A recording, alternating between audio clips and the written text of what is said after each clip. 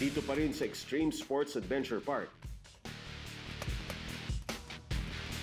Sunod naming sinubukan ni Shine ang paintball.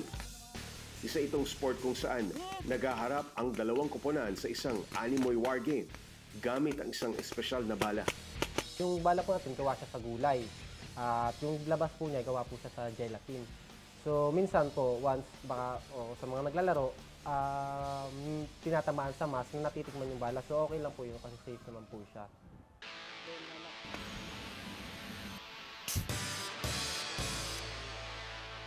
Okay, let's go. Yes! Let's go.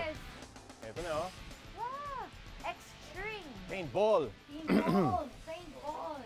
So ito yung gear ng mga paintball players. Ito yung mga barrel. Nandito po tayo ngayon sa pinagalagyan ng baril namin, sa stock room namin ng baril ng paintball, mask gear. So, maglalaro tayo ng 5v5. 5 versus 5. Kahit mukhang ligtas ang ginagamit na bala para rito, masakit pa rin ito kapag tumama sa katawan. Kaya importanteng kompleto sa safety gear ang sinumang sasali sa laro. Okay, yung team ko, team members ko, nakasuot ng black. Sama natin yun, magigiting na crew ng Motorcycle Diaries. Katalunin natin yung team ni Shine.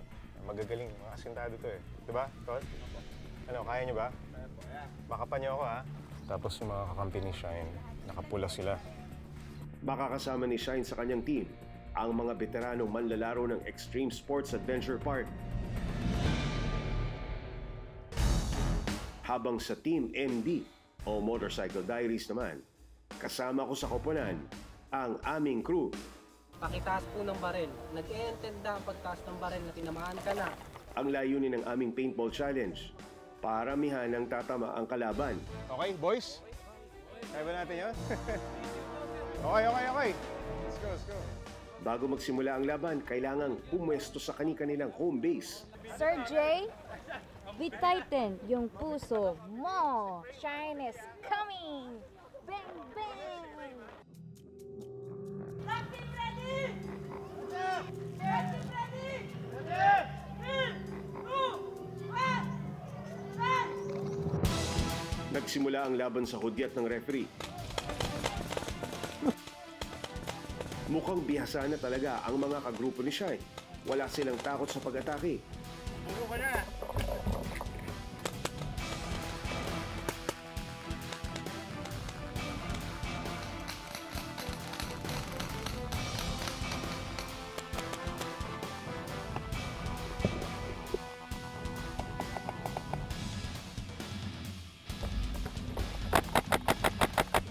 Hanggang sa nagkaroon ako ng pagkakataong makatira ng mas malapitan. Pero sa hindi inaasahang pangyayari, sa binti ni Shine humagip ang bala. Aray!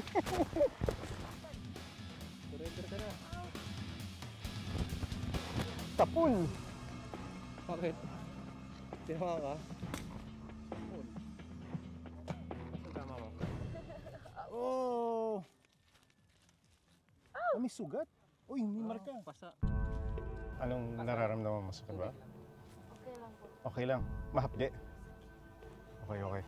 Sorry, Shine ha. Pero tulad ng isang magiting na mandirigma, hindi naman ininda ni Shine ang tama niya. Si Shine tinamaan ng ng mismong paintball. Kaya bumilog oh. Parang pasa na na bilog na bilog. Yung ginagawa sa kanya, pupunasan yung tinamaan, tapos kumisugat daw, lalagyan ng lalapatan ng first aid.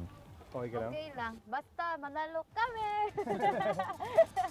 Sa pagtatapos ng bakbakan, ang idineklarang panalo ang Shine Crew. Nice game. Thank you. Thank you ha. Bawi na lang next time. Kahit dinaril niyo ako.